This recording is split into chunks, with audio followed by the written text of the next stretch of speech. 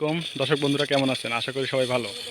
আমরা প্রয়োজনকে নিয়ে আজকেও হাজির হয়েছি পাবনা জেলার তেবুনি উপজেলায় একটি 120 ঘনমিটার বায়োগ্যাস প্ল্যান্ট স্থাপন হচ্ছে। দেখছেন কাজ মাঝামাঝি, নিচের বডি তোলার পরে গ্যাস ডোমের কাজ চলছে। যেটুকি সারাদিনে গাতে সেইটুকি প্লাস্টার করার পরে এবং তারপরে আবার প্লাস্টার করে তারপর রং দিয়ে কাজ শেষ দিবে। আমাদের দক্ষ মিস্ত্রিরা দেখছেন সুন্দরভাবে মাচাল করে মাচালের উপর দাঁড়া থেকে ইট গাঁথনি করে। গ্যাস ডোম শেষ করার পরে রড ভাজা দিয়ে রডের খাঁচা বেঁধে ঢালাই করে প্লাস্টার করার পরে তারপরে কাজ শেষ করবে।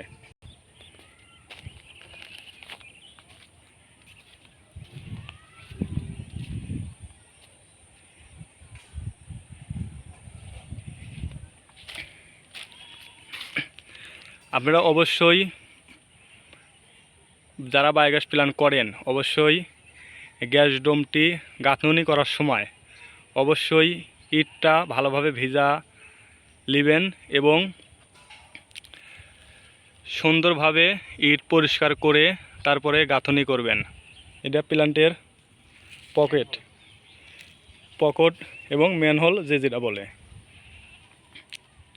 এখানে আরেকটা হাউস হবে, একে বলে হাইড্রোলিক চেম্বার। এটাও আমরা করব, যে দিন যেটুকু কাজ করি আপনাদের মাঝে শেয়ার করব। মূলত ছোটো প্ল্যান্টের ভিডিও অনেক পান, বড় প্ল্যান্টের ভিডিও পান না।